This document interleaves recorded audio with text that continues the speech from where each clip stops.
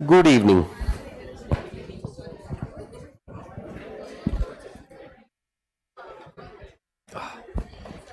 आवाज बढ़ाऊं?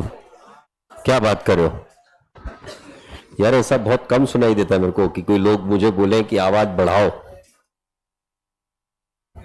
नहीं सुनाई दे रहा है? मेरे को भी सुनाई नहीं दे रहा है। स्पीकर में इशू है ना? Hello hello hello hello hello hello hello hello hello hello hello hello hello hello hello hello. Is it fine now? नहीं?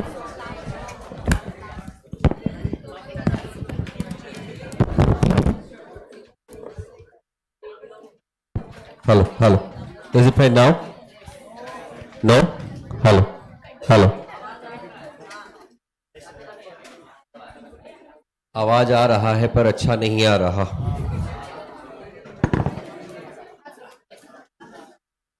सारे लेक्चर में ये हालत था। मेरे लेक्चर में स्पेशल देन है।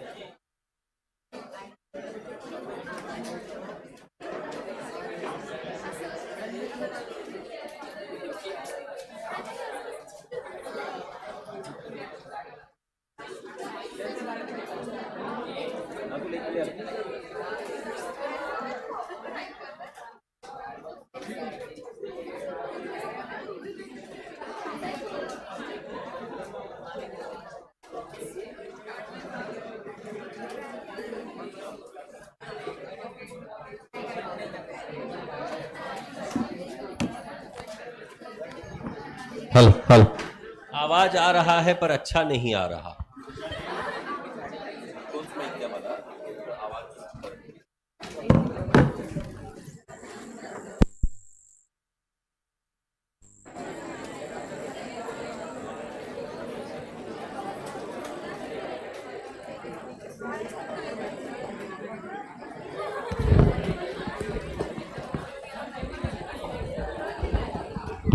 Hello hello hello hello hello hello.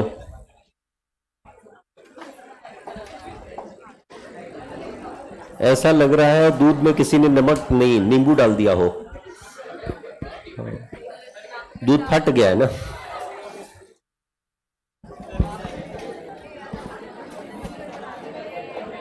Calculator tricks to find the balance sheet total in 15 to 20 seconds. बाप रे, 15-20 सेकंड में आ जाती बैलेंस शीट टोटल? नहीं यार, 20 मिनट लगता है। ऐसे क्या कर रहे हो तुम लोग? कितना कुछ करना पड़ता है उसके लिए।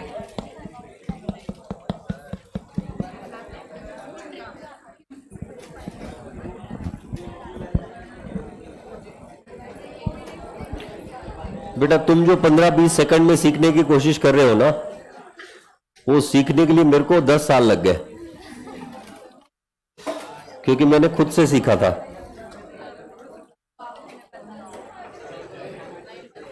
सर ज्ञान बांटने से ही बढ़ता है।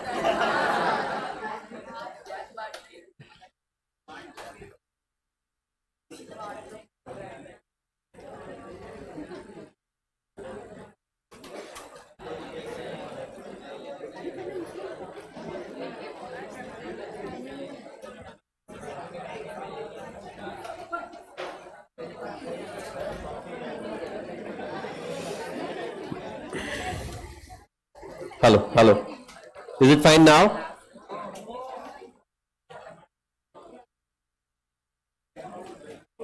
हेलो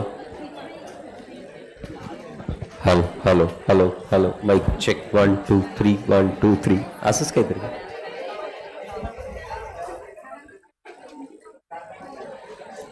मागच्या लेक्चर मध्ये सगळं बरोबर होतं, आता कसं काय बिघडलं म्हणे? नव्हतं? मागच्या लेक्चर मध्ये पण बरोबर नव्हतं. माइक बदललं का? Hello hello hello hello. हाँ अब थोड़ा ठीक है, सह सकते हैं इतना ठीक है। Hello hello. वो एसएम सर स्टाइल में बात करनी है, ऐसे रखते हो? हाँ, SM सर मतलब या let's come ahead. Sir test होगा क्या? क्यों नहीं होगा? बिल्कुल होगा। कुछ बनने तो दो, उसके बाद टेस्ट होगा ना। बनाए बगैर टेस्ट कैसे करेंगे? टेस्ट करते हैं। ओके, हॅलो ते हा कुठला माईक नाही? अच्छा रिसेप्शन, कळलं. हॅलो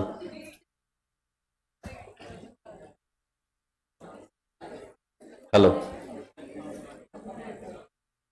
हॅलो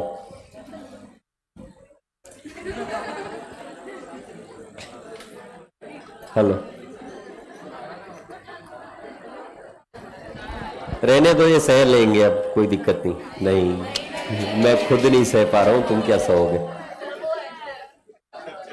बहुत ज्यादा खराब आवाज आ रही। Hello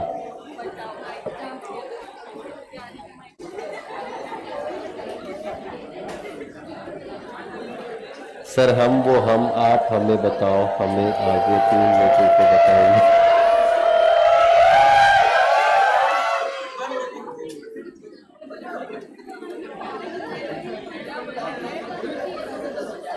hello hello okay, to an extent नाही. हॅलो, काय चुकतंय काय? स्पीकर चुकतंय, माईक चुकतंय? तो माईक द्या, तो बघू.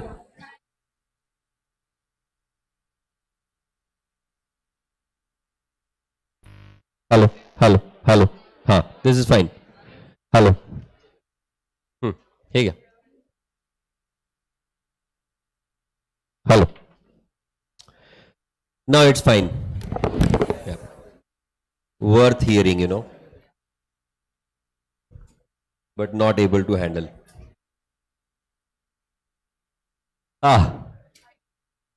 ऐसा कभी माइक हाथ में आता है ना, मेरे को ना लिटरली वो हिमेश रेशमिया याद आता है. सीरियसली. नहीं नहीं, गाना नहीं गा सकते, यूट्यूब यू नो बैन करते हैं लोग.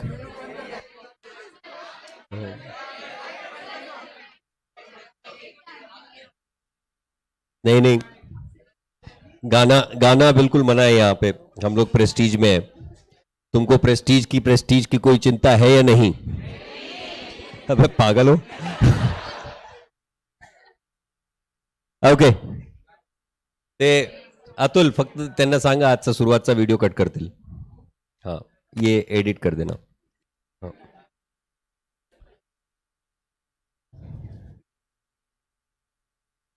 चलो, अब समय आ गया. पिछली बार जो कुछ गलती की है, इस बार उसको जरूर रेक्टिफाई करेंगे. सर कर लिए सर, बहुत कुछ रेक्टिफाई किए सर. ब्रेकअप हो गया सर, रेक्टिफिकेशन के चक्कर में.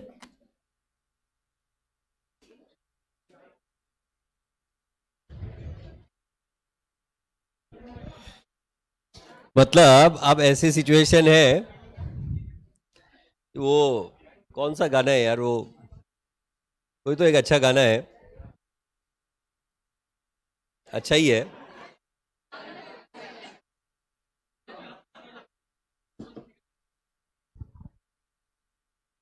हेलो, अबे वॉइस लो, और कितना लो तुम लोग? तुम्हारा वॉल्यूम बढ़ा के रखो आज, कानपुर जी का. हाँ,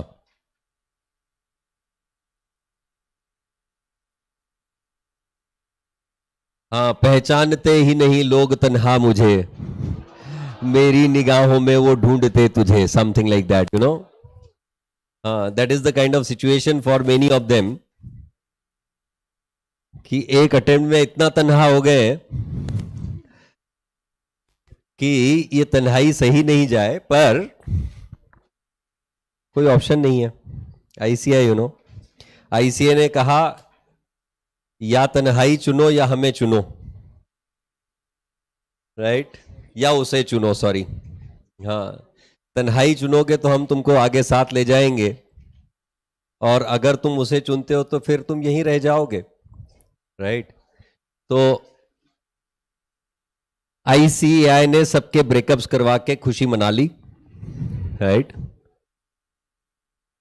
फिर कुछ लोग एरर्स करने के लिए तैयार, फास्ट ट्रैक में भी आके नई नई कहानियां बना रहे हैं। मतलब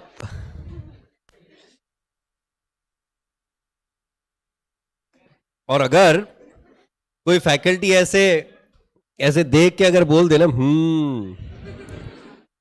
सामने वाले बंदों का रिप्लाई बड़ा सिंपल हो, sir we are just friends now. हो गया सर, वो दिन गए हमारे। अब now there is no possibility sir, we just friends. No, that's good, you just friends. Actually कहूं, me finding a boy and a girl together, I never have that kind of feeling कि हाँ यार इनमें कुछ चल ही रहा है, right. I never have that kind of feeling initially.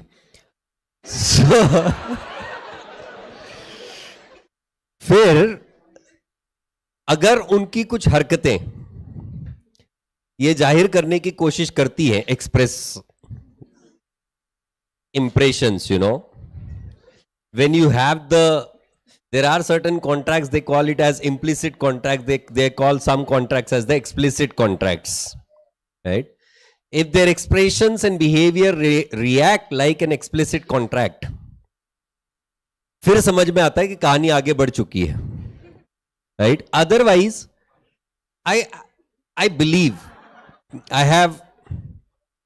have been a person of strong thoughts that one should do the studies in group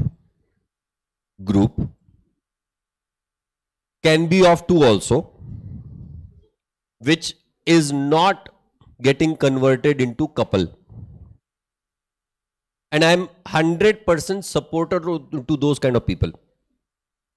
I never say no to a person. अगर ओ भाई तू emotion control कर, बंदों के साथ बैठा एक तो ठीक है, आर्टिकल 377 अमेंड करवा दिया, पर एक्सप्लिसिटली मतलब एक कहानी लेफ्ट में बना रहा है, एक कहानी राइट में बना रहा है, चल क्या रहा है भाई? पूरी गैंग बनाया हुआ है वसईपुर वाली।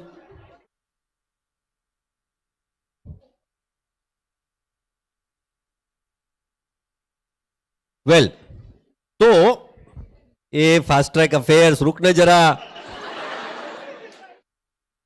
हैशटैग फास्ट ट्रैक अफेयर्स बोल रहा है।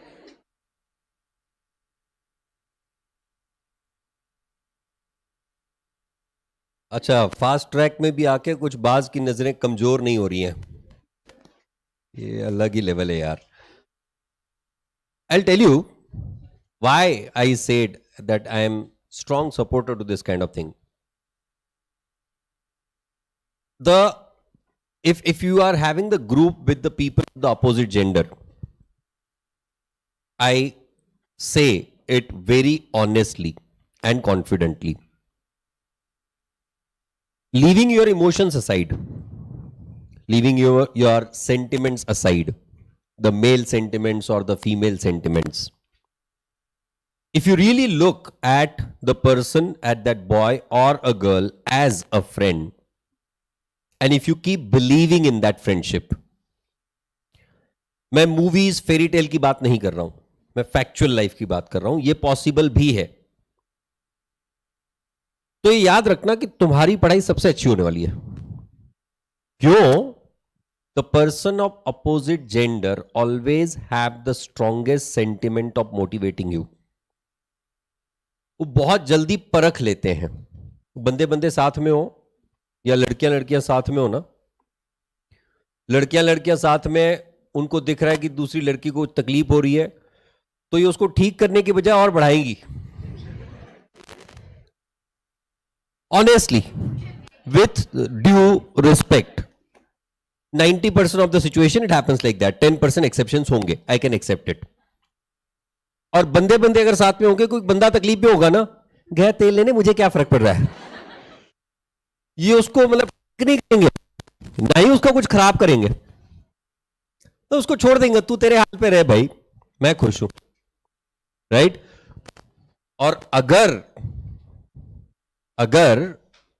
boy and a girl, if this is the situation, then the boy understands the sentiments faster and the girl understands the sentiments faster, and that helps। अगर मैं honestly कह रहा हूं, अगर ये सिचुएशन फ्रेंडशिप वाली है, लिटरल लेजिट फ्रेंडशिप वाली, तो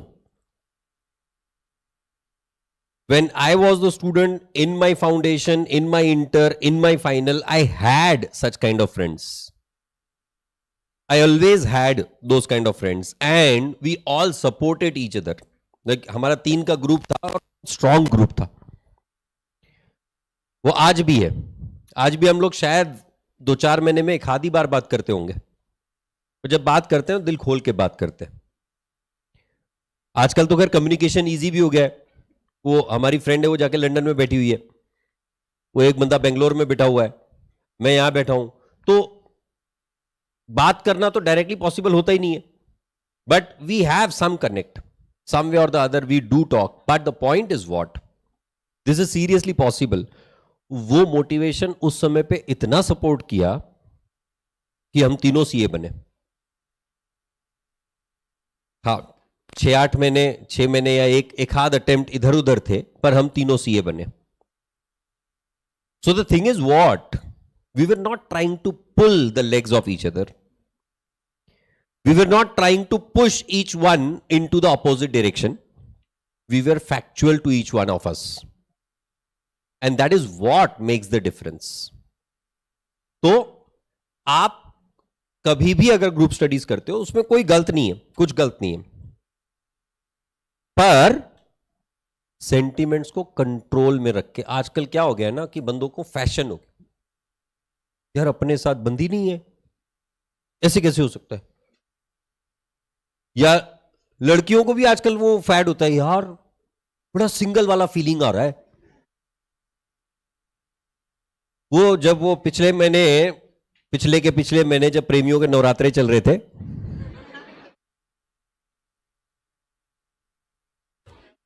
होते ना कुछ 7-8 फरवरी से स्टार्ट होते, राइट। चॉकलेट क्या, टेडी क्या, रोज, राइट। बस बेटा बस, ये बेटा यही कैलोरीज बर्न करने के पीछे लगा हुआ है। तो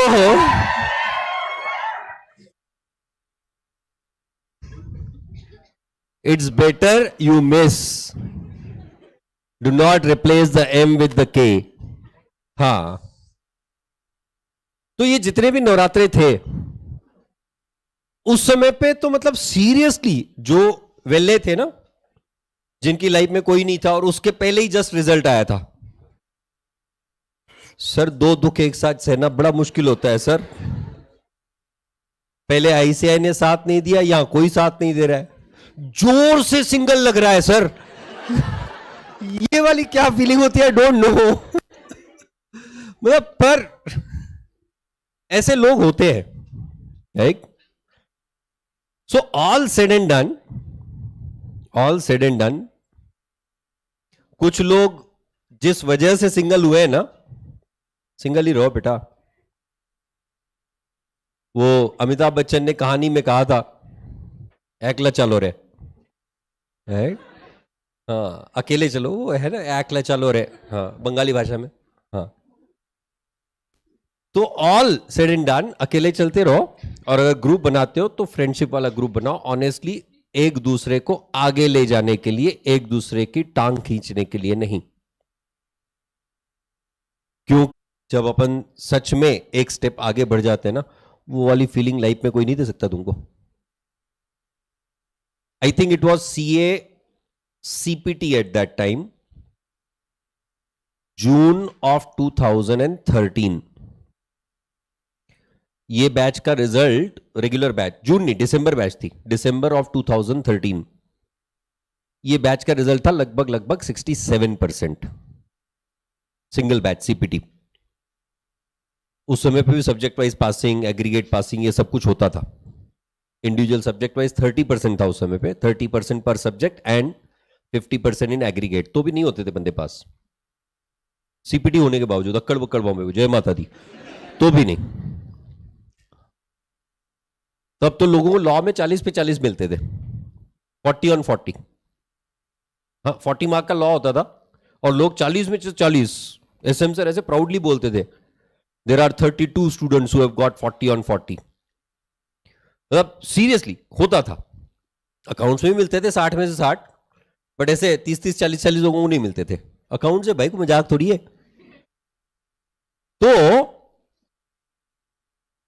उस टाइम पे सीपीटी में दिसंबर 2013 का जब ये रिजल्ट आया था, बंदे जब हमारे पास आ रहे थे ना मिलने के लिए, तो ये नहीं बोल रहे थे कि हम पास हो गया, मैं पास हो गया हूं, सर हमारा बेंच पास हो गया। बेंच डायरेक्ट, कि हम जिस बेंच पे बैठते लगभग फिक्स ही हो जाते हैं। शुरुआत में कुछ आगे पीछे फ्लक्चुएशन होते रहता है, बट एक बार तो वो बैच थोड़ी सी प्रोग्रेस होती है तो उसके बाद फिक्स हो जाते हैं, फ्रीज हो जाते हैं नंबर। तो हमारा बेंच पास हो गया। And like this 67% of the student said that. मतलब क्या कि if you are going together strongly as the friends, pushing each other towards the right direction, you will surely be able to grow yourselves as well as your friends. और यहां कहानी उल्टी होती है, यार आज पढ़ाई का मन नहीं कर रहा है, जो बंदा नियत से पढ़ाई कर रहा है वो कहता है जाने दे यार, मैं भी नहीं करता हूं, अपन जाते हैं घूम के आते हैं। दिमाग खराब। उसका पढ़ाई का मन नहीं कर रहा है तो उसको रिझा, उसको बता कि भाई पढ़ाई करना जरूरी है, यही तेरी लाइफ है। If you do not do what you have today, you will be required to do what you get later. You won't have the choice on that. If you want to do what you love, you have to love what you do today. If you do not believe in these statements, mind well, my dear friends, this will just be another attempt for you. Don't attempt it, pass it. And if you want to pass it, you need to love it. And what you love, you cannot hate it. I repeat, what you love, you cannot hate it in any circumstance. और एक बार आपको समझ में आ गया कि ये मेरे लिए ही बना हुआ कोर्स है, तो आपने आगे बढ़ना ही है ना। अदरवाइज मेरे जैसा बंदा जिसको 63% मिले थे ना 12th स्टैंडर्ड में, जिसका कोई बैकग्राउंड नहीं था, जिसको लोग आके कह रहे थे भाई तू क्या कर रहा है, तेरे लिए नहीं बनाए कोर्स, उसके बाद भी अगर मैं सीए बना हूं तो उसके पीछे का रीजन यही है, that you keep doing what you get and later on you can love doing what you do, right? So take care of these words. Let's try to do the rectification of errors for the subject of accounts now. आज कहानी कहीं बहुत ही गड़बड़ वाली होगी आज, मतलब ये कपल विपल वाली जब कहानियां होती है ना, मेरे को डर लगता है। हाँ, मतलब यहां से जाते जाते ही दो चार बंदों ने आपस में बोल दिया कल से ना तूने बात नहीं करनी मेरे से, ब्रेकअप है अपना आज से। हाँ हाँ, I am going to love ICAI, I love ICAI, हाँ हाँ, द इंस्टीट्यूट। हाँ ओके, तो अच्छा मुझे एक बात बताओ, कितने लोग यहां ऐसे बैठे हैं जिनको यह समझ नहीं आता कि इसमें गलती क्या हुई है, जो स्टेटमेंट दी जाती है उसमें गलत क्या हुआ है। सपोज आपको स्टेटमेंट दिया गया XYZ paid ₹1500 to us was not posted to his account, तो इसमें गलत क्या है? सिर्फ कैश गलत है, सिर्फ XYZ गलत है, दोनों गलत है? ये समझ नहीं आता, कंफ्यूजन होता है। ऐसे कितने लोग हैं? Raise your hands. 1 2 3 4 5।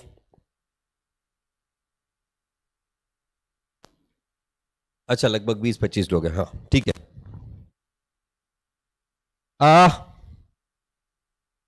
सर, गलती समझ आ जाती है, सही क्या करना है वही समझ नहीं आता है। ओके, मुझे एक बात बताओ, अगर मुझे यह समझ में आ जाए कि मेरा करेक्ट इफेक्ट क्या होना चाहिए, करेक्ट, मुझे यह समझ आ जाए मेरा रॉन्ग इफेक्ट क्या हुआ है, करेक्ट इफेक्ट में से मैं अगर रॉन्ग इफेक्ट को निकाल दूं तो अपने आप मेरा रेक्टिफाइंग इफेक्ट आएगा या नहीं?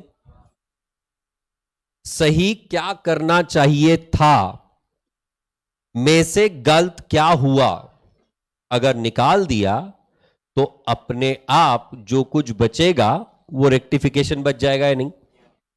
Like I said cash paid by XYZ to us ₹15,000 not posted,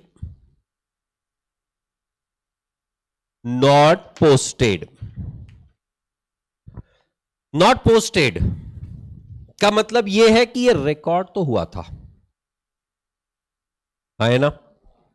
जब कभी भी आपके सामने शब्द आता है not posted, debited wrongly, credited to, तो इसका मतलब यह हुआ कि गलती रिकॉर्ड करते समय नहीं, गलती पोस्ट करते समय हुई। तो अगर यह गलती पोस्ट करते समय हुई है तो मतलब रिकॉर्डिंग हमें अज्यूम करना है, अगर कुछ और ना दिया हो तो, कि रिकॉर्डिंग करेक्ट थी। गलती रिकॉर्डिंग में नहीं हुई, गलती कहां हुई? पोस्टिंग में हुई। तो अगर मैं इस स्टेटमेंट को ऑब्जर्व करूं, cash paid by XYZ to us, मतलब कैश रिसीव्ड हुआ है नहीं। अब अगर XYZ से कैश मिल रहा है तो cash is coming in, so for that purpose if I would be passing the entry, my entry will be cash account debit to XYZ, correct है? अब कैश आ रही है तो कौन से टाइप की ट्रांजैक्शन हुई? कैश ट्रांजैक्शन ही हुई ना। तो अगर ये कैश ट्रांजैक्शन है तो हमारे रूल्स के हिसाब से, हमारे सिस्टम्स के हिसाब से ये कहां रिकॉर्ड होना चाहिए? कैश बुक में। तो अगर कैश बुक में रिकॉर्ड हुआ है तो इसका मतलब कैश डेबिट हो चुका ना। कैश बुक में अगर रिकॉर्ड हुआ है तो कैश तो डेबिट हो चुका ना, क्योंकि जिन ट्रांजैक्शंस को अगर आप कैश बुक में रिकॉर्ड करते हो तो उसके लिए आप अलग से कोई कैश अकाउंट नहीं बनाते हो, मतलब कैश तो डेबिट हो चुका। तो नॉट पोस्टेड का अर्थ क्या हुआ? XYZ को क्रेडिट नहीं हुआ, कैश को डेबिट हो गया पर XYZ को क्रेडिट नहीं हुआ। तो मेरी गलत एंट्री, ये थी मेरी करेक्ट एंट्री। तो मेरी गलत एंट्री क्या हुई? Cash account debit to no credit, बराबर है? This is my wrong entry. मैंने कहा करेक्ट एंट्री में से रॉन्ग एंट्री को निकाल दो तो बचेगा क्या? Rectifying entry. अब यहां पे कैश माइनस कैश, तो डेबिट के लिए तो कुछ नहीं बचा। XYZ को क्रेडिट करना था, नहीं किया, अब करना पड़ेगा या नहीं? So to XYZ, correct. And at the same time अगर आपके पास कोई और अकाउंट नहीं है तो दूसरा इफेक्ट कहां दिया जाएगा? जिथ जिथ कमी तिथ तिथ आमी। So my rectifying entry becomes what? Suspense account debit to XYZ account. This becomes what? My rectifying entry. Correct? हालांकि अगर इस एरर को मैं ट्रायल बैलेंस बनाने के पहले ही डिटेक्ट कर लेता हूं, if I am able to find out this error before preparation of trial balance itself, in such case I need not pass the rectifying entry at all. क्यों? क्योंकि मेरे बुक्स ऑफ अकाउंट्स तो अब तक के क्लोज हुए ही नहीं, और अगर मेरे बुक्स ऑफ अकाउंट्स अब तक के क्लोज नहीं हुए हैं तो इसका मतलब XYZ का अकाउंट भी अभी तक ओपन है या नहीं? तो मैं XYZ का अकाउंट वहां के वहां रेक्टिफाई कर सकता हूं या नहीं? तो उसके लिए मुझे अलग से रेक्टिफिकेशन एंट्री पास करने की आवश्यकता नहीं है. So what will I do? I will simply go into XYZ account onto the credit side by cash or by error of omission, rupees 15,000. My rectification is done. Did I pass the entry?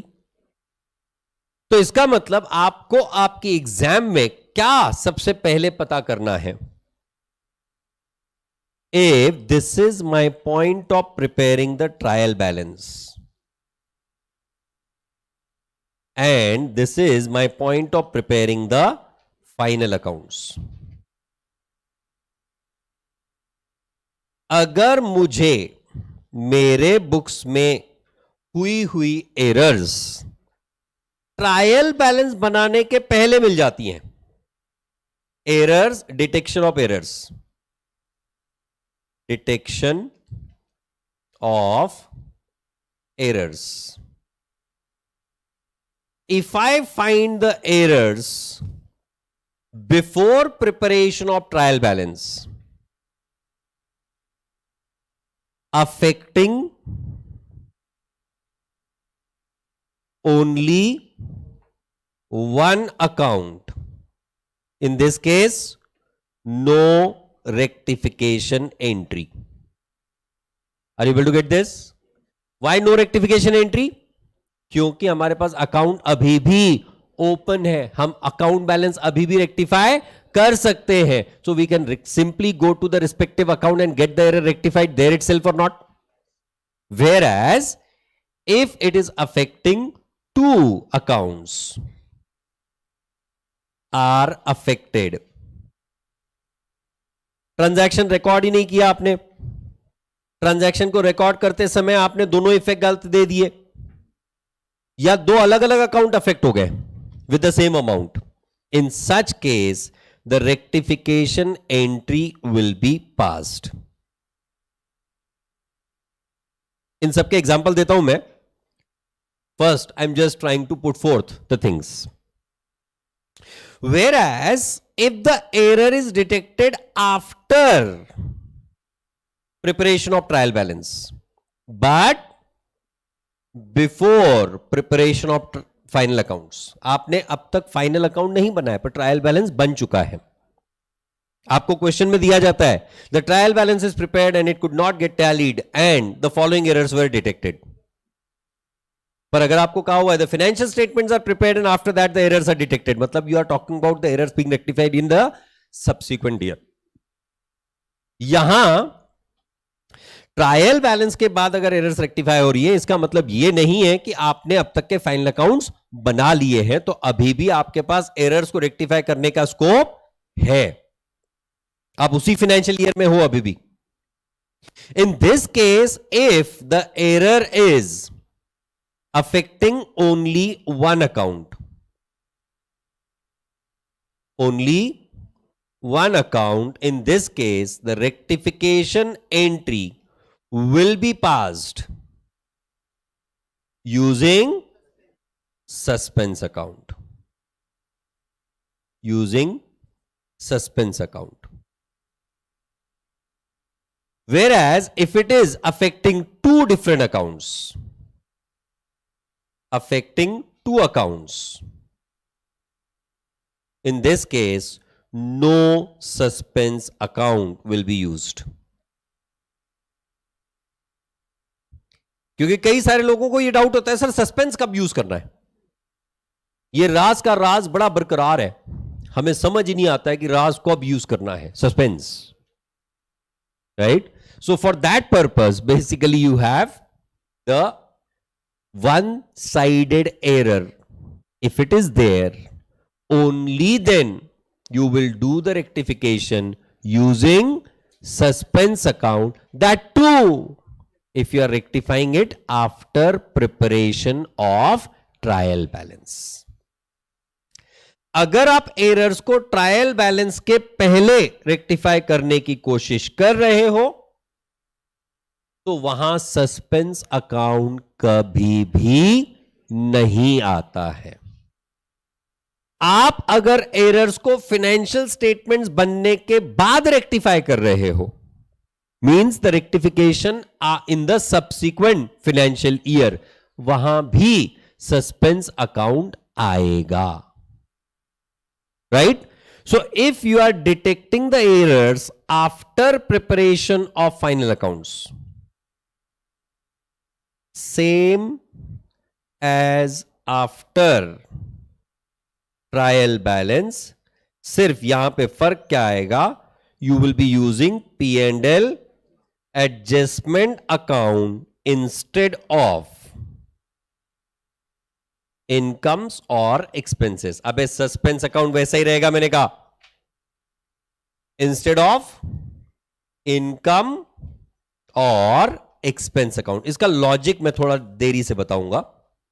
When we go ahead, at that time I'll tell you the logic of why do we use the P&L adjustment account and how do we use the P&L adjustment account. For now we'll try to focus upon how do we do the rectification. तो इसके लिए पहले हमको जानना पड़ेगा कि errors होती कौन कौन सी है, कहां कहां एरर हो सकती है। जहां जहां अकाउंटिंग इन्वॉल्व होती है वहां वहां एरर हो सकती है।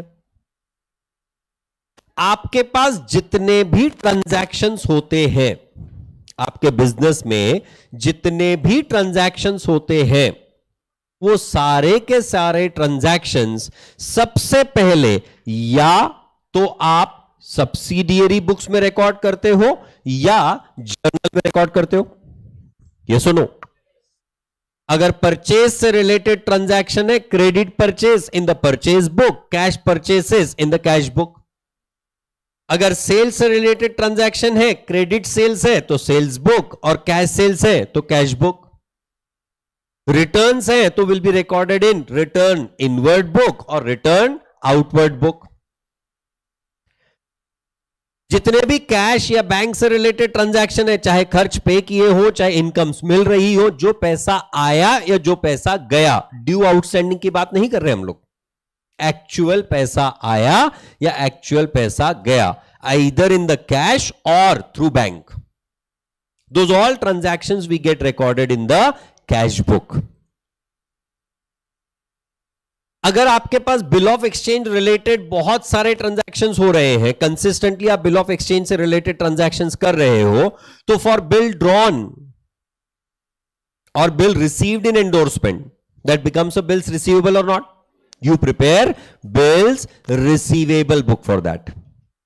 Whereas if you are accepting the bills on a regular basis, for that you prepare the bills payable book.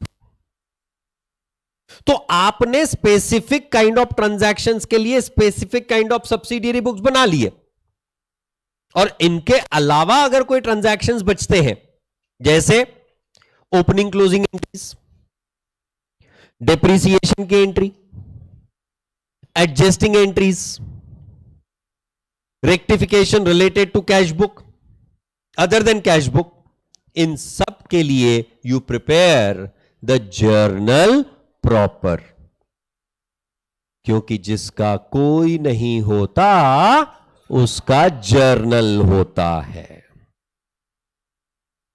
अब ये जितने भी ट्रांजैक्शंस आपने अलग अलग सब्सिडियरी बुक्स में रिकॉर्ड किए हैं, इन सारे सब्सिडियरी बुक्स में सिर्फ रिकॉर्डिंग इनफ है क्या? Do you get all the information from the subsidiary book itself? No. Subsidiary books are the secondary books, even if those are the books of prime entry, but those are the supporting books. Those are not the primary books. Primary books are what? Ledger. आपने राम को goods बेचे, राम ने कुछ goods वापस भेजे, उसका जो amount due था उसमें से कुछ आपके पास कैश आ गया, कुछ उसने चेक्स भेज दिए, कुछ ऑनलाइन पेमेंट करवा दिए, कुछ अपने डिस्काउंट में एडजस्ट करवा दिए। अब इतने सारे ट्रांजैक्शन आप अलग अलग जगहों पर रिकॉर्ड कर रहे हो, राम को गुड्स बेचे, आपने सेल्स बुक में रिकॉर्ड किया। राम ने गुड्स वापस भेजे, आपने सेल्स रिटर्न में रिकॉर्ड किया। राम से कैश आई, आपने कैश बुक में रिकॉर्ड किया। राम ने आपको ऑनलाइन पेमेंट की, आपने कैश बुक में रिकॉर्ड किया। राम को आपने डिस्काउंट अलाउ किया, या तो कैश बुक या जर्नल में रिकॉर्ड किया। हर ट्रांजैक्शन का अलग अलग प्लेस ऑफ रिकॉर्डिंग है या नहीं? तो अगर आप जानना चाहते हो कि राम से अल्टीमेटली कितना पैसा बाकी है, what is the net amount receivable from Ram, for that you need to summarize all the transactions related to Ram at a single place or not, and that single place is nothing but what we call as Ram's account. And the book in which we prepare the multiple of the accounts including Ram ka account is nothing but ledger. So what is primary for us? What is more important for us? Ledger. That is the reason ledger is called as a primary book. But ledger is a book of secondary entry. Understand what I said? Ledger is a primary book, but it is a book of secondary entry. क्यों? पहले आपके transaction subsidiary book या journal में record होते हैं और उसके बाद लेजर में आते हैं या नहीं? तो सेकेंडरी एंट्री हो गई या नहीं? बट आपको अगर राम से कितना पैसा आना बाकी है, उसके लिए क्या आप cash book, sales book, purchase book वगैरह में जाते हो? उसके लिए आप लेजर में जाते हो या नहीं? So that's why I said what, ledger is a primary book but it is a book of secondary entry, whereas journal, specific or general, book of prime entry but it is considered as subsidiary books. Is the point right? You're also right. Journal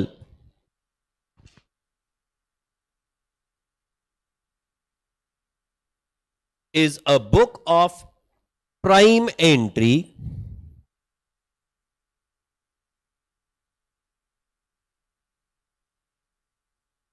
but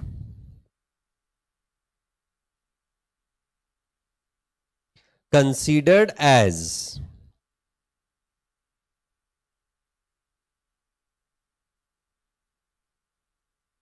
subsidiary book. Considered as subsidiary book. Next line. Ledger is a book of secondary entry. Oh my God. Ledger is a book of secondary entry but considered as the primary book. Am I clear on this? पक्का? Now, तो इसका मतलब यह है कि हमको errors को जानने के लिए पहले समझना पड़ेगा इन बुक्स का प्रिपरेशन का तरीका क्या है. Like if you remember the purchase book, if we are preparing a purchase book which would have the format something like this, as what? Date, bill number, particulars, amount. ऐसा कुछ तो होता था ना? What was the process of recording? Only credit purchase of goods.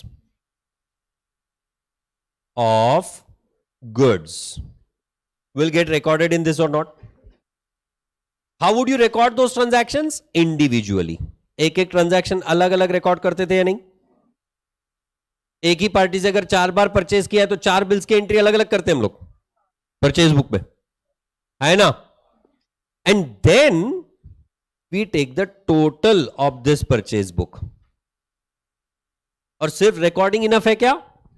We would do the posting. जैसे journal entry की posting की जाती है वैसे ही सारे सब्सिडियरी बुक्स की भी पोस्टिंग की जाती है नहीं? तो परचेज बुक में आप रिकॉर्ड क्या कर रहे हो? Credit purchase. क्रेडिट परचेज किस चीज का? सिर्फ गुड्स का. तो आपकी जर्नल एंट्री टेक्निकली इसके लिए क्या होनी चाहिए? Purchase account debit to supplier account और नॉट? मतलब मेरी जर्नल एंट्री के अनुसार मेरे सप्लायर को क्रेडिट किया जाना चाहिए और परचेज अकाउंट को डेबिट किया जाना चाहिए। बराबर है? Am I going right for everyone?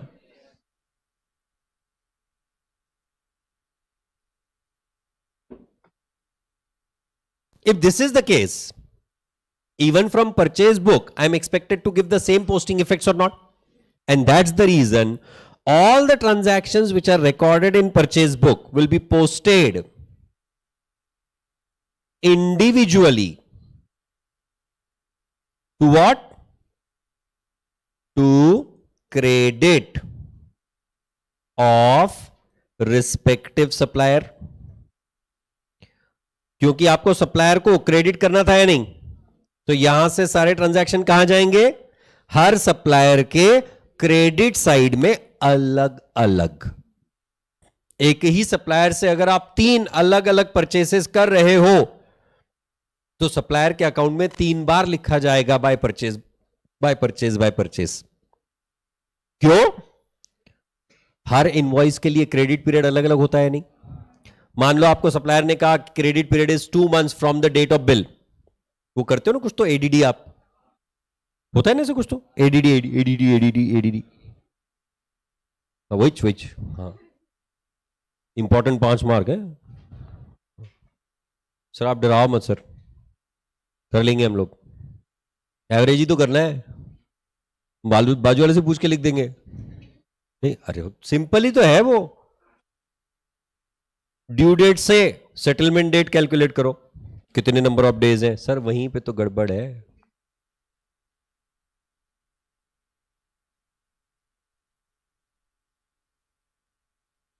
हाँ ना सर।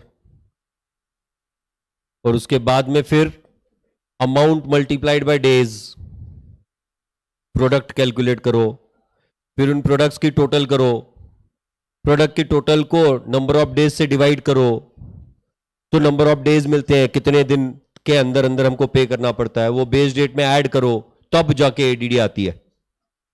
वो इतना ही तो है। और फिर वहां से बोलते हैं चलो ठीक है, तुमने अगर 25 अप्रैल निकाल ली, चलो एडीडी। मैं अगर 10 अप्रैल को पे कर रहा हूं तो मेरे को कितना ब्याज मिलना चाहिए बताओ? इंटरेस्ट कैलकुलेशन, ऐसा कुछ तो होता है ना? एडीडी आता है मेरे को थोड़ा थोड़ा। हाँ तो है जी। हाँ कल ही किया मैंने, वो मेरा बेटा पूछ रहा था मेरे से कुछ क्वेश्चंस, सॉल्व किया तो मेरे को याद आ गया। I must have solved ADD yesterday नहीं, 4-5 दिन पहले पूछ रहा था कुछ question. ADD I must have solved may be after 1999,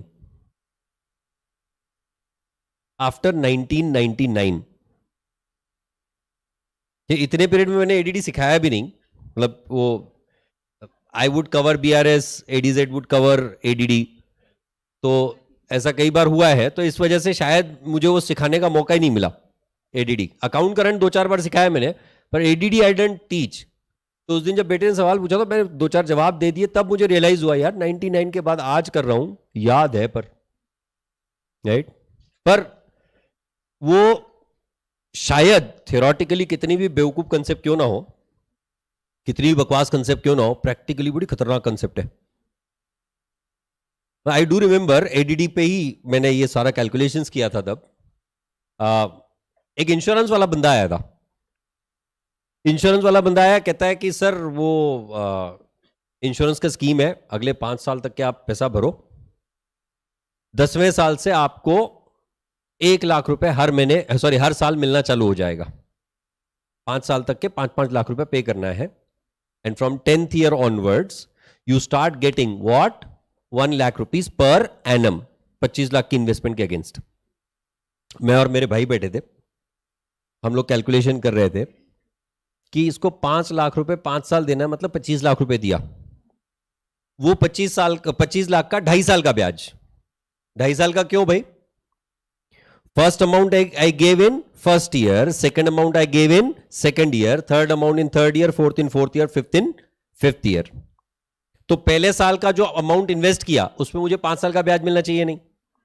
दूसरे साल में जो इन्वेस्ट किया उस पर 4 साल, तीसरे साल में जो इन्वेस्ट किया उस पर 3 साल, 2 साल, 1 साल, इंटरेस्ट ऑन ड्रॉइंग्स अगर कैलकुलेशंस याद हो तुमको तो टोटल डिवाइड बाय 2, एवरेज आया 2.5 साल। तो 2.5 साल का 25 लाख पे ब्याज कैलकुलेट करो। हमने कैलकुलेट किया, चलो 12% से भी अगर गिन ले तो 25 लाख पे 12% के हिसाब से 2.5 साल का ब्याज होता है 30%, मतलब 7.5 लाख रुपए। तो 5वें साल के एंड में ये भाई साहब के पास हमारे 32.5 लाख रुपए जमा है। सिंपल सा कैलकुलेशन है ना, 32.5 लाख जमा है और ये 32.5 लाख भाई साहब अपने पास 5 साल रखने वाले हैं। मतलब भाई साहब नहीं, इंश्योरेंस कंपनी 5 साल के लिए रखने वाली है। अब 32.5 लाख पे 5 साल का 12% के हिसाब से ब्याज पकड़ो तो 60% ब्याज होता है ऑन 32,50,000। 32,50,000 पे 6 साल का ब्याज, सॉरी 5 साल का ब्याज 12% के हिसाब से। सिंपल इंटरेस्ट कैलकुलेट कर रहा हूं, कंपाउंडिंग कर भी नहीं रहा हूं मैं अब तक के। नो सीएजीआर, तो सीएजीआर कैलकुलेशन करूं सामने वाले के पूरे बाल ही निकल जाए, टोपी तो दूर की बात है। तो 60% return on 32,50,000, that goes to somewhere around 18 lakh rupees. मतलब मेरा भाई साहब के पास 50 लाख रुपया जमा हो जाता है। कब? 10 साल बाद। 5वें साल में 32.5 हुआ, अगले 5 साल तक वो उसी के पास पड़ा था ना, न मुझे मैं कुछ देना पड़ा न उसने मुझे कुछ दिया। और ये बंदा मेरे को क्या कहता है, उसके बाद आपको सालाना 1 लाख रुपए देंगे हम लोग, लाइफ लॉन्ग एंडोमेंट, जब तक तुम जिंदा हो तब तक। मैंने वो भी कैलकुलेशन किया, 50 लाख भाई के पास जमा है, 12% के हिसाब से 6 लाख रुपया होता है, उसमें से दे मेरे को 1 लाख रहा है। कहता है लाइफ लॉन्ग दूंगा, पे 50 तो तेरे पास ही पड़े, तू कौन से वापस दे रहा है? कहता है सर 25 आप वापस रख लो। मैं को कोई दिक्कत नहीं, मेरे 25 वापस आ गए, फिर भी 25 तो तेरे पास ही पड़े थे। ये जो इंश्योरेंस कंपनीज प्लान बनाती है ना, उसमें एडीडी का बहुत ज्यादा यूज होता है, राइट? वो बात अलग है कि आजकल ये सारी चीजें कंप्यूटर ही कर लेता है। वो एक्सेल में इतने फास्ट आंसर आ जाते हैं, सर वही ना, एक्सेल में डेटा कैसे डालना है वो सिखाओ। वो सामने जब मैजिक होता है ना, ऐसा अच्छा अरे आंसर आ गया, इधर अमाउंट डाला, इधर आंसर है। सर आईसीआई को भी बोलो ना एक्सेल अलाउ करने को। हाँ, हम लोग आंसर भी एक्सेल में ही देंगे, and then will excel in chartered accountancy, right? Anyways, वापस आते हैं। तो इंडिविजुअल ट्रांजैक्शन, तो जितनी भी चीजें आप सीखते हो ना, वो मेरे पापा के मामा जी, हम लोग मैं उनके पास काम करता था जब मैं 5th 6th स्टैंडर्ड, जब छुट्टियां होती थी ना, तो उनके दुकान में जाके काम करता था मैं। काम बड़ा सिंपल होता था, बिन पगारी फुल अधिकारी। पगार कुछ नहीं देते थे, शाम का आइसक्रीम फिक्स होता था, तो उसके लिए काम करने जाता था मैं। तो इनके सामने मैं कभी भी बैठा ना, तो वो ऐसे कैलकुलेशंस करते, कोई सामने सब हिसाब कर रहे हैं, कैलकुलेशन कर रहे हैं। तब तो मैनुअल कैलकुलेशन होते थे, कैलकुलेटर भी इतने यूज में नहीं आते थे। He would do the calculations like this, ऐसे उंगलियों पे ब्याज के कैलकुलेशन कर लेते थे, टोटल्स मार लेते थे। तो मैं उनको पूछता था, मामा जी क्या है? कहते हैं वो बट्टेवारी कर रहा हूं। बट्टेवारी मतलब क्या? वो ब्याज का कैलकुलेशन। ये ऐसे कैसे करते हो आप ब्याज का कैलकुलेशन? कहने लगे वो एवरेजिंग करता हूं मैं, एवरेजिंग, कि जितना भी पीरियड होता है उसका एवरेज निकालो और एवरेज का कैलकुलेशन करो, तुम्हारा आंसर फास्ट आता है। एग्जैक्ट नहीं आएगा, एग्जैक्ट नहीं आएगा, but to an extent you get to know what will be the situation. अभी जैसे हम लोग कैलकुलेशन करने की कोशिश कर रहे थे, एग्जैक्ट अगर सीएजीआर वगैरह अप्लाई किया तो फिर तो कहानी और बिगड़ जाती है, right?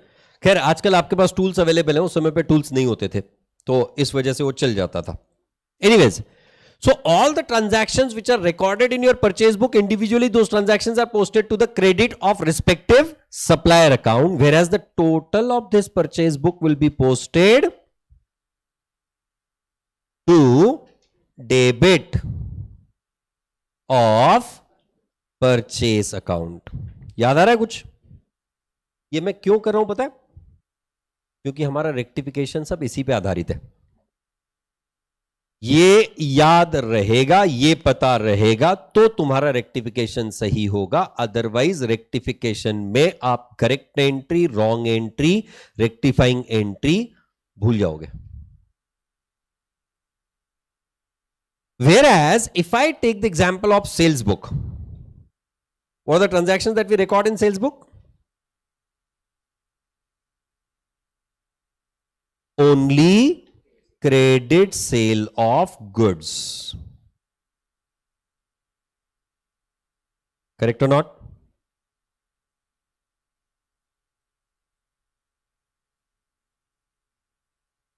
Credit sales of goods. अब यहां जितनी भी ट्रांजैक्शंस रिकॉर्ड हुई हैं, these all transactions, how will those be posted? Individual to debit of respective customer or not? है ना? And the total of this will be posted to what? Credit of sales account. तो अगर मुझे transaction दी गई है that a credit sale of 25,000 remain to be posted, a credit sale of 25,000 let's say to Ramesh remain to be posted. अब इस transaction में is it the case that Ramesh is not debited? Is it the case that sales is not credited? Or is it the case that both the effects are not given? Credit sales of 25,000 to Ramesh remained to be posted. What is the situation? Ramesh not debited, sales not credited, both effects. Ramesh not debited. ऐसा कितने लोग कहते हैं? Sales not credited, ऐसा कितने लोग कहते हैं? रिमेन टू बी पोस्टेड मैंने कहा. वापस बोलूं transaction. A credit sale of ₹25,000 to Ramesh remained to be posted, ऐसा ट्रांजैक्शन है. Correct? How many of you say sales is not credited? How many of you say both A and B? Ramesh not debited, sales not credited.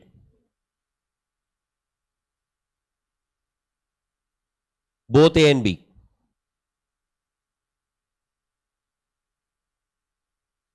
Credit sale to Ramesh not posted. Does that mean it is not recorded? क्या बोला हुआ specifically? Remained to be posted. तो इसका मतलब recording हुआ होगा या नहीं? रिकॉर्डिंग कहां हुआ होगा रे? क्रेडिट सेल है मतलब सेल्स बुक में. अगर सेल्स बुक में रिकॉर्ड हुआ तो सेल्स बुक में कहीं ना कहीं रमेश का नाम आया होगा ना 25,000 रुपए से. और अगर सेल्स बुक में रमेश का नाम 25,000 रुपए से आया है मतलब सेल्स बुक के टोटल में 25,000 इंक्लूड हो गया है नहीं? अब सेल्स बुक के टोटल में अगर 25,000 इंक्लूड हो चुका है मतलब सेल्स तो क्रेडिट हो चुका. तो रिमेन टू बी पोस्टेड का अर्थ क्या हुआ? रमेश को डेबिट नहीं हुआ. Did you people understand how to identify the error? अगर आप सब्सिडियरी बुक्स का बेस बना के आगे बढ़ोगे तो आपको एरर्स भी जल्दी से समझ में आएगी. अगर आप सब्सिडियरी बुक को कंसीडर नहीं करोगे, आप जर्नल एंट्री को ही फोकस में रखोगे, तो मेरे हिसाब से तो बोथ इफेक्ट नॉट गिवन होना चाहिए था. क्यों? जर्नल एंट्री थी. हम लोग जर्नल की बात कर रहे हैं. Credit sales are not recorded in journal, credit sales are recorded in sales book. तो पोस्टिंग भी हमको किस एंगल से सोचनी है? सेल्स बुक के हिसाब से, जर्नल के हिसाब से नहीं. Are you able to get the point? कई सारे लोग एकदम चिंतित हो गए, यार रेक्टिफिकेशन चल रहा है, मास्टर प्रिलिमिनरी पढ़ा रहा है. सर चैप्टर 2 यूनिट 6 पढ़ाना था, आप तो 1-2 में घुस गए.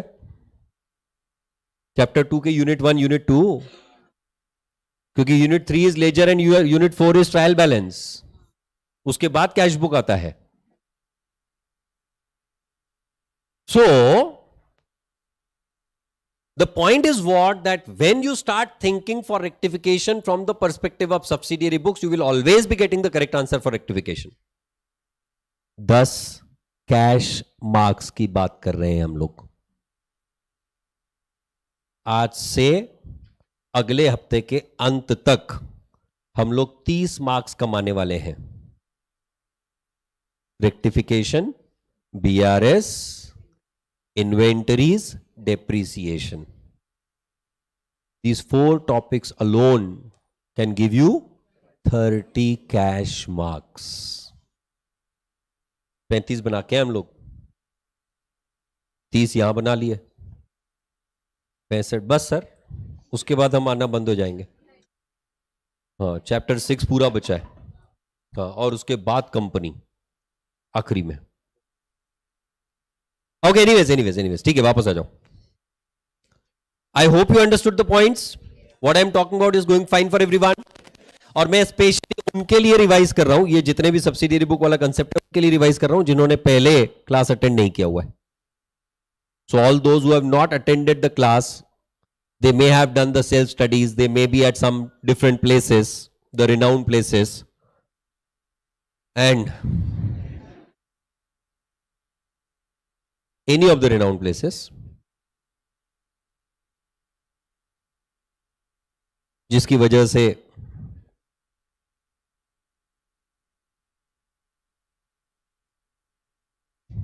हमारी बॉडी बहुत बन गई.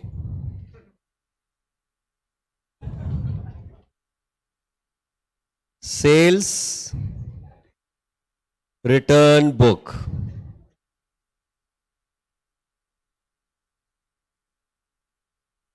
तो तुम लोग ना कतई समझदार हो. सीरियसली ऐसी वाली बातें तो इतनी फास्ट समझ में आ जाती है ना. सर छोड़ो ना, पुरानी बातें क्यों याद दिला रहे हो सर. कई सारे बंदे बोलते हैं सर हम यहां भी तो थे ना. वो लोग बोलते हैं सर हम, आपके पास भी तो बंदे थे ना, वो भी तो यहां बैठे हैं फास्ट ट्रैक में. आप ऐसा क्यों बोलते हो कि सर आप चेक कर लो एकत्वम वाले कितने बंदे यहां पे बैठे, right. You will realise from there itself. Anyways, और शुरुआत जब बैच की स्टार्ट हुई थी ना, तब I had found at least 60% of the class which were from non Ekatvam students, honestly. और अब जो बैठे हैं ना, वो मेरे हिसाब से सिर्फ 20% of the students are non Ekatvam, बाकी सारे एकत्वम वाले ही बच्चे बैठे हैं. इंटेंट बताऊं, रीजन बताऊं इसके पीछे का. बाकियों ने पहले से रियलाइज कर लिया इतना डिटेल में अपने से पढ़ना होना ही नहीं है.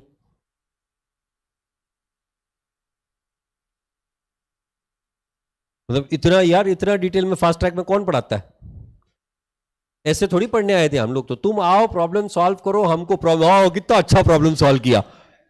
अबे तुमको सॉल्व करना है एग्जाम में, वहां थोड़ी ना बाजू में मास्टर आएगा, right this, here this, right. You can not do something like that. Okay,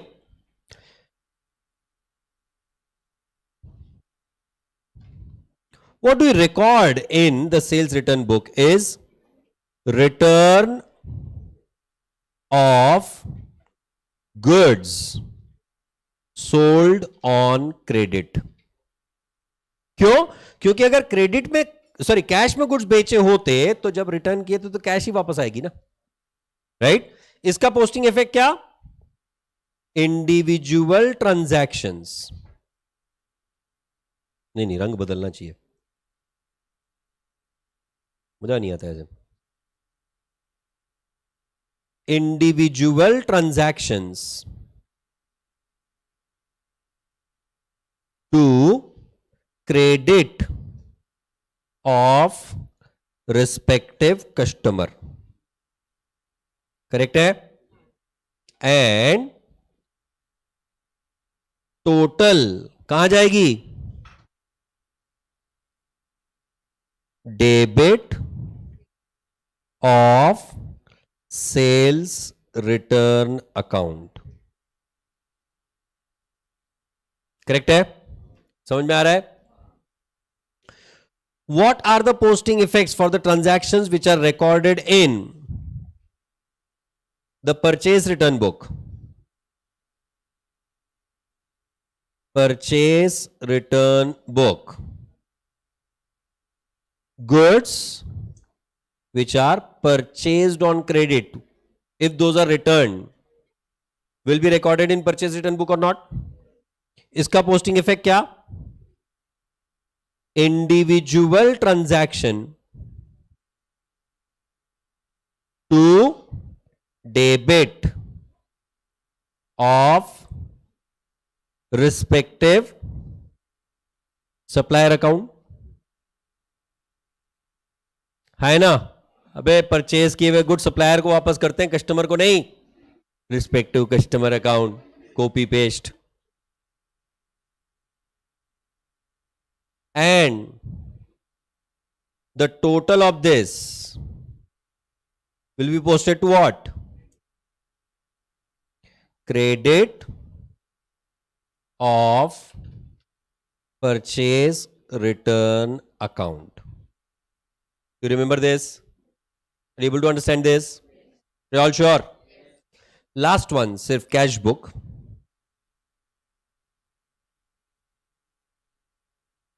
If you consider a triple or multiple column cash book, that is a cash book having cash column, bank column and discount column.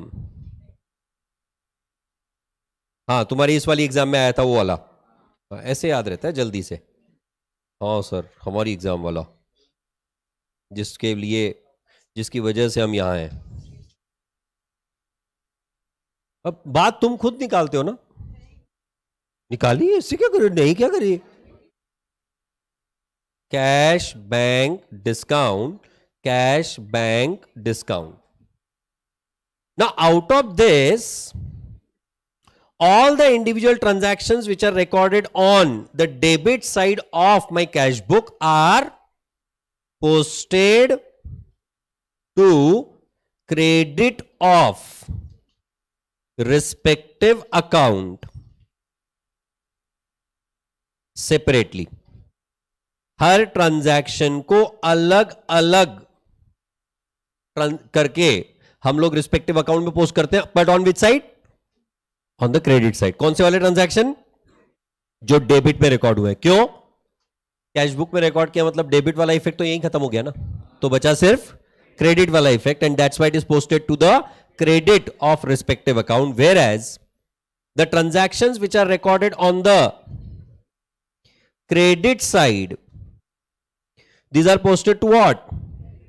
Posted to debit of respective account separately. Each transaction will be posted separately. मतलब cash का भी effect दिया जाएगा, bank का भी effect दिया जाएगा, discount का भी इफेक्ट दिया जाएगा. करेक्ट है? जहां तक बात है डिस्काउंट कॉलम की, we take the total of discount column on the debit side, we take the total of discount column on the credit side. We do not do the balancing of discount column. Write this very specifically. No balancing is done for the discount column in cash book. क्योंकि debit side वाला discount, ये discount allowed है ना? Whereas credit side वाला discount, ये discount received है. This is discount received. इसीलिए discount column की हम लोग बैलेंसिंग नहीं करते हैं. तो डिस्काउंट कॉलम डेबिट साइड वाले का total is posted to debit of discount allowed account. और जो डिस्काउंट कॉलम क्रेडिट साइड पे लिखा जाता है, this is posted to credit of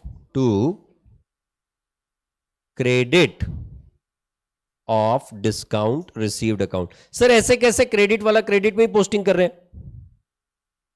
क्योंकि क्रेडिट वाला डिस्काउंट ये इनकम है या नहीं? Income account will always be credited as per the nominal account का रूल और नॉट.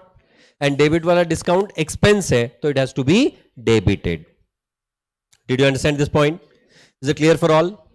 क्यों मैंने ये एक्सप्लेन किया? Discount allowed to mister Raju ₹500 was not posted. कई सारे लोग क्या करते हैं? Discount allowed not debited. Discount allowed to Raju ये कहां रिकॉर्ड होता है? कैश बुक के डेबिट साइड में. अगर डिस्काउंट कॉलम में 500 रुपए डिस्काउंट रिकॉर्ड हो चुका, मतलब डिस्काउंट अलाउड कॉलम की टोटल में वो 500 इंक्लूड हो चुका है नहीं, तो इसका मतलब डिस्काउंट अलाउड में मिस्टेक नहीं है, मिस्टेक राजू के अकाउंट में. Did you people understand this? That's why understanding and remembering this is very much important. तो आज की आपकी home exercise, what? Revising all the rules of subsidiary books and the various transactions which are recorded in the respective subsidiary books. और कल हम करेंगे rectification. Thank you.